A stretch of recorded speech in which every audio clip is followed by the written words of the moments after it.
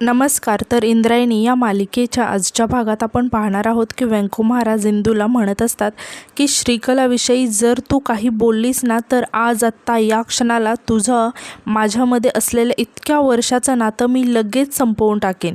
हे ऐकून इंदूला खूप वाईट वाटतं आणि ती व्यंकू महाराजांकडे बघायला लागते आणि म्हणते की महाराज तुम्ही. तेव्हा यावर व्यंकू महाराज तिला म्हणतात की मी जे काही बोलतोय ते विचार करूनच बोलतोय. आता तूही माझ्याशी विचार करूनच बोल.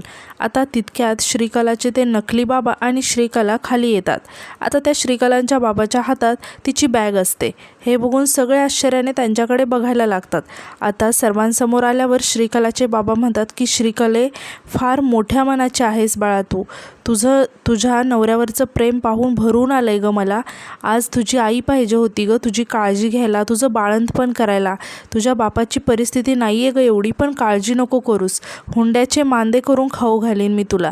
आणि ते आता व्यंकू महाराजांना म्हणतात की व्यंकू महाराज येतो आम्ही. आणि दोघेही आता तिथून जाण्याचं नाटक करायला लागतात.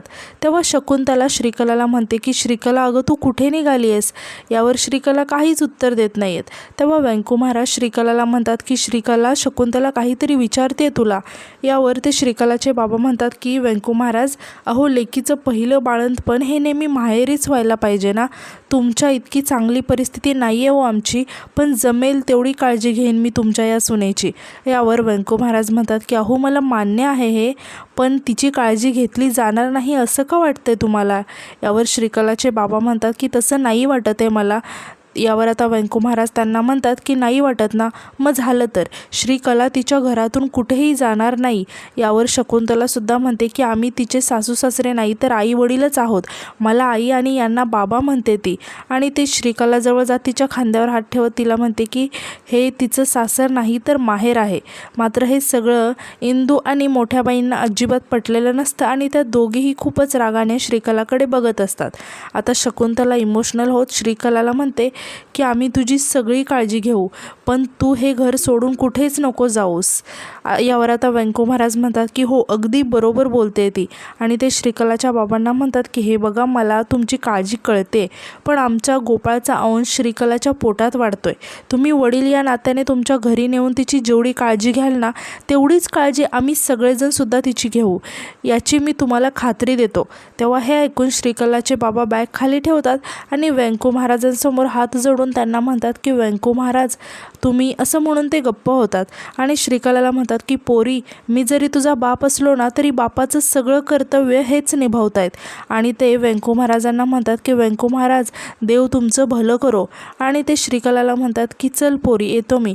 तेव्हा आता श्रीकला इमोशनल होण्याचं नाटक करत खूप रडायला लागते आणि त्या तिच्या नकली बाबांना मिठी मारते आणि हळूच रडता रडता खुणावून सांगते की जा आत्ता. तेव्हा व्यंकू महाराज श्रीकलाला म्हणतात की श्रीकला बाळा, आता तू आमची जबाबदारी आहेस. तू या घरातून कुठेही जाणार नाही आहेस. यानंतर श्रीकलाचे बाबा व्यंकू महाराजांचा निरोप घेऊन तिथून निघून जातात.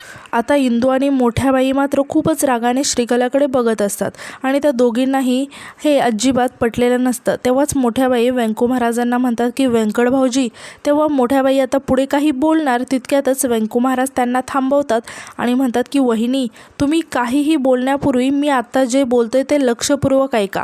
आणि म्हणतात की आज आत्ता इथे मी शेवटचं सांगतोय, यानंतर जर श्रीकलाविषयी कुणीही उणंधुणं बोललं किंवा यानंतर कुणीही एकदाही तिच्याशी वेडंवाकडं वागलं तर मात्र आपल्या या कुटुंबाचे 2 तुकडे होतील. आता व्यंकू महाराजांचा हा निर्णय ऐकून सगळेजण खूप शॉक होतात आणि व्यंकू महाराजांकडे बघायला लागतात. तेव्हा व्यंकू महाराज म्हणतात की ही गोष्ट नीट लक्षात ठेवा. आणि ते श्रीकलाजवळ जात तिच्या डोक्यावरती हात ठेवतात आणि तिला धीर देत म्हणतात की काळजी करू नकोस बाळा. तेव्हा श्रीकला आता शकुंतलाला मिठी मारते आणि खूपच रडायला लागते. तर हे बघून इंद्रायणी मोठ्या बाई खूप टेन्शनमध्ये आलेले असतात आणि त्या दोघींनाही आता नक्की काय करायचं काहीच सुचत नाही. आता यानंतर रात्री आपण पाहतो की सर्वजण झोपलेले असतात. तर इंदूला झोपेत खूप अस्वस्थ व्हायला लागतं आणि तिला तिच्या डोळ्यासमोर गोपाळचं चित्र दिसायला लागतं. तिला दिसायला लागतं की पोलीस गोपाळची बॉडी घेऊन जात आहेत आणि हे आठवून आता तिला खूप अस्वस्थ वाटत असतं आणि ती आता पटकन घाबरून उठते आणि खूप मोठ्याने रडायला लागते. आता इंदूचा असा रडण्याचा आवाज ऐकून अदूला जाग येते आणि तो इंदूला असं रडताना बघून इंदूला विचारायला लागतो की इंदू, अगं काय झालंय, का रडतेस तू? इंदू मात्र खूप रडत असते आणि ती अदूला मिठी मारते आणि रडतच म्हणायला लागते की अदू, मला गोपाळची खूप आठवण येते रे, तू का गेला, तो का गेला आपल्याला सोडून?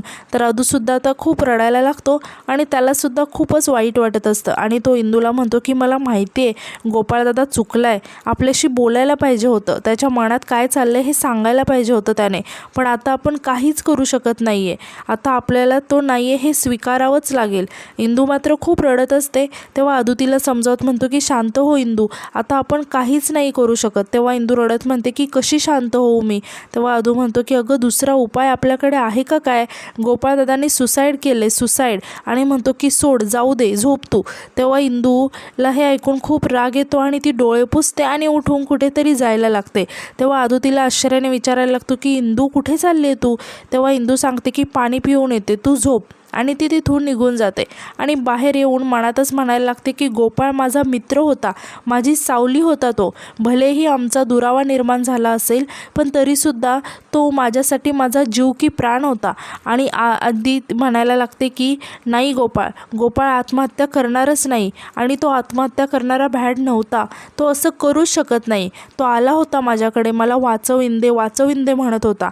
आणि तिला आठवतं की गोपाळ तिच्याजवळ येऊन खूप घाबरून तिला म्हणत असतो की इंदे मला वाचव, नाहीतर ती मला मारून टाकेल. आता हे आठवून इंदूला खूपच वाईट वाटत असतं आणि ती म्हणते की श्रीकला, त्या दिवशी तू फक्त आणि फक्त गोपाळमुळे वाचलीस. ज्या गोपाळने तुला घरात आणलं, तुला इतकं वाचवलं, त्याच्याच जीवावर उठलीस. तुला आता मी नाही सोडणार मी तुला, जीव घेणार आहे मी तुझा, असं म्हणून ती रागातच श्रीकलाच्या खोलीत जायला लागते.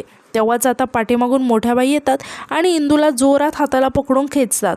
तेव्हा हे बघून इंदू आश्चर्याने मोठ्याबाईंना म्हणते की मोठ्याबाई. तेव्हा मोठ्याबाई रागातच इंदूला म्हणायला लागतात की काय करतेस तू? यावर मोठ्याबाईंना इंदू सांगते की तिला धडा शिकवायला चालले, सोडा मला तुम्ही. या नालायकीचा ना कायमचा बंदोबस्त करते मी, माझं घर उद्ध्वस्त करायला निघाली आहे तिला मी सोडणार नाही, असं म्हणून ती मोठ्याबाईंचा हात सोडवून जायला लागते. तेव्हा मोठ्याबाई रागात इंदूला म्हणतात की असं वेड्यासारखं का वागायला लागली आहेस तू? हे असं वागणं म्हणजे पायावरती दगड मारून घेण्यासारखं आहे. यावर इंदू म्हणते की चालेल मला, पण मी करीन ते, मला माझी पर्वा नाही आहे माझ्या घरापुढे, तुम्ही सोडा मला, जाऊ द्या. तेव्हा मोठ्याबाई इंदूला शांत व्हायला सांगतात आणि म्हणतात की मला माहिती आहे तू या घराची रक्षण करते आहेस. तेव्हा इंदू म्हणते की मग का अडवताय, मला जाऊ द्या मोठ्याबाई. तेव्हा मोठ्याबाई आता रागातच इंदूचा हात झटकतात आणि म्हणतात की कर, तुला काय हवं ना ते तू कर, पण त्याआधी माझं बोलणं ऐकून घे. आणि त्या इंदूला आता हाताला पकडून म्हणतात की चल माझ्याबरोबर, आणि तिला त्यांच्या खोलीत घेऊन येतात. आता यानंतर आपण पाहतो की मोठ्याबाई इंदूला त्यांच्या खोलीत घेऊन आलेल्या असतात आणि त्या तिला म्हणतात की एरवी तर तू खूप विवेकबुद्धीने वागत असतेस ना गं, मग आता कुठे आहे तुझा विवेक? एरवी तर सामंजस्याने विचाराने वागतेस आणि ज्या वेळेला खरा विचार करण्याची गरज आहे त्यावेळेला तू अविचाराने वागतेस. तेव्हा यावर इंदू म्हणते की काय करू मग मी? तिच्या चांगुलपणाची पट्टी निघेनाच झाली आहे कुणाच्या डोळ्यावरून. किती पोट तिडकीने मी सांगते पण कोण विश्वासच ठेवत नाही आहे. दिग्रजकरांचं घर संपवून टाकेन ही एके दिवशी, आणि मग आपल्या हातात काहीच उरणार नाही, हे तुम्हालाही माहिती आहे मोठ्याबाई. यावर मोठ्याबाई म्हणतात की हो मला माहिती आहे, म्हणूनच तर मी तुझ्याबरोबर आहे ना. आता यावर इंदू रागातच म्हणते की त्या श्रीकलेला ना एकदाच संपूर्णच टाकते मी, आपलं घर तरी सुरक्षित राहील. यावर मोठ्याबाई इंदूला म्हणतात की त्याने काय होईल, काय परिणाम होणार याचा विचार तरी कर जरा. तेव्हा इंदू म्हणते की अटक होईल, मला फाशी होईल, होऊ द्या, या घरासाठी मला ते पण मंजूर आहे मोठ्याबाई. तेव्हा हे ऐकून मोठ्याबाई म्हणतात की पण तू जो हा वेडेपणा लावलाय ना त्याने काय होईल? तुझ्या मनात श्रीकलाविषयी अकस आहे एवढंच सिद्ध होईल, ती गुन्हेगार आहे हे नाही सिद्ध होणार, आणि तसं जर का होणार नसेल ना तर तुझ्या या करण्याला काही अर्थ नाही आहे. तेव्हा हे ऐकून आता इंदूला खूप वाईट वाटतं आणि ती खूप रडायला लागते आणि तिथेच खाली बसते आणि तिला सगळं संपल्यासारखं वाटत असतं आणि ती खूप रडायला लागते आणि रडत आता मोठ्याबाईंना म्हणते की मोठ्याबाई मला नाही सहन होतंय आता, हे आपला गोपाळ तिने हिरावून घेतलाय. तेव्हा हे ऐकून मोठ्याबाईंना सुद्धा खूप वाईट वाटतं आणि त्या इंदूला म्हणतात की गोपाळ गेलाय त्याचं दुःख मलाही आहे, आमच्या यांचा अंताजींचा सगळ्यात लाडका.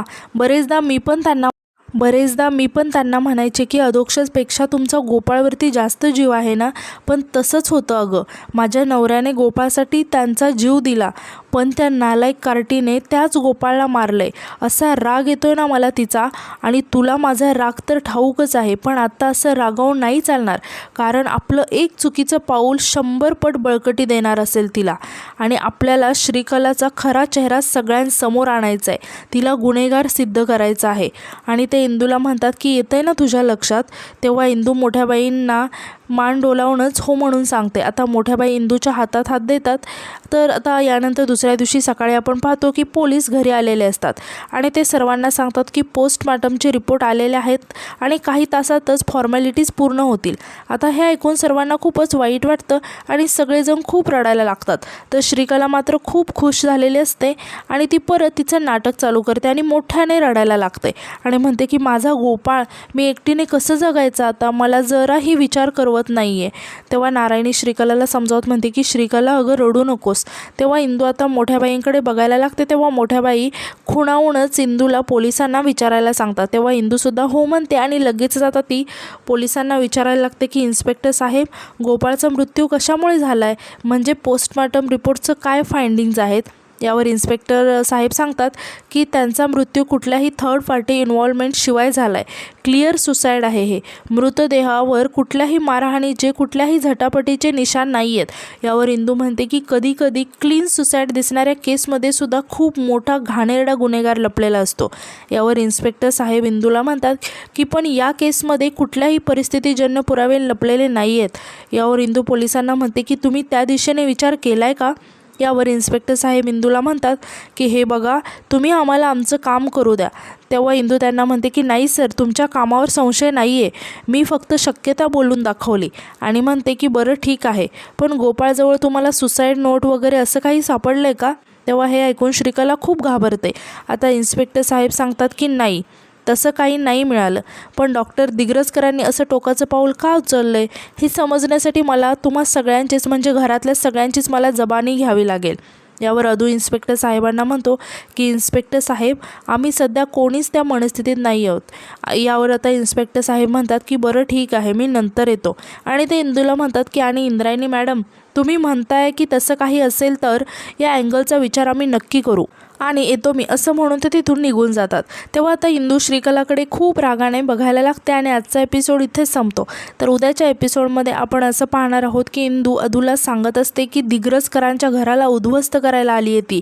आता हे ऐकून अदूला खूप राग येतो आणि तो जोरात इंदूवरती ओरडत म्हणतो की चूप, नवरा गेलाय तिचा, विधवा झाली आहे ती, तिच्या पोटात बाळ आहे अगं, आणि असे आरोप लावताना लाज नाही वाटत का गं तुला. तर दुसरीकडे आपण पाहतो की पोलीस इन्स्पेक्टर आता पोपटराव आणि रत्नाशी बोलत असतात आणि ते म्हणत असतात की गोपाळचा खून करताना त्याच्या डोक्यावर वार केला आहे तुम्ही, आणि ही गोष्ट जर का इन्व्हेस्टिगेशनमध्ये समोर आली ना तर आत जाल तुम्ही, मला आणखीन पैसे पाहिजेत. तर हा पोलीस इन्स्पेक्टरसुद्धा आता या पोपटरावला मिळालेला असतो. आता बघूयात पुढे काय होतं ते. तर दुसरीकडे श्रीकला व्यंकू महाराजांना म्हणते की मी सुद्धा गोपाळसारखं. तेव्हा आता व्यंकू महाराज तिला थांबवतात आणि म्हणतात की अतिशय चुकीचा विचार करतेस बाळा तू. तेव्हा श्रीकला व्यंकू महाराजांच्या खांद्यावरती डोकं ठेवून खूप रडायला लागते. आणि आजचा एपिसोड इथे संपतो. तर आजचा एपिसोड तुम्हाला कसा वाटला हे कमेंटमध्ये नक्की सांगा आणि उद्याच्या नवीन एपिसोडसाठी आपल्या चॅनलला सबस्क्राईब करायला विसरू नका. धन्यवाद.